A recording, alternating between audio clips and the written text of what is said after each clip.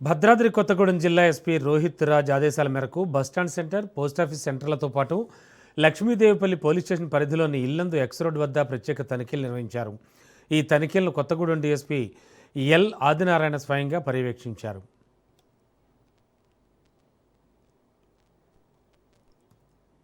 ద్విచక్ర వాహనాలు, కార్లు, ఆటోలను తనిఖీ చేసిన పోలీసులు డ్రైవింగ్ లైసెన్స్, అలాగే ఆర్సీ, ఇన్సూరెన్స్ తదితర పత్రాలు పరిశీలించారు. ఫిట్నెస్ లేని వాహనాలు, అనుమానాస్పద వ్యక్తుల వివరాలను నమోదు చేశారు.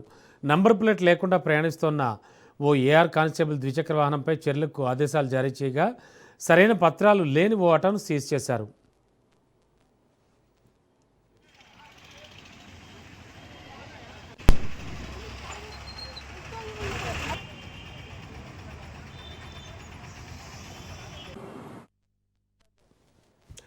నంబర్ ప్లేట్లు లేని వాహనాలకు జరిమానాలు విధిస్తూ నంబర్ ప్లేట్ అమర్చే వరకు వాహనాలు నిలిపివేస్తున్నట్లు పోలీసులు తెలిపారు.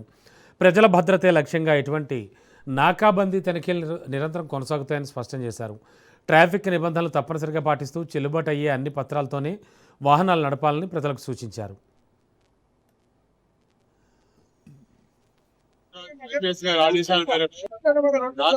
జిల్లా మొత్తం అన్ని పోలీస్ స్టేషన్లలో చేయడం జరిగింది. సబ్సిడీలో ఉన్న 10 పోలీస్ స్టేషన్లలో చేయడం జరిగింది.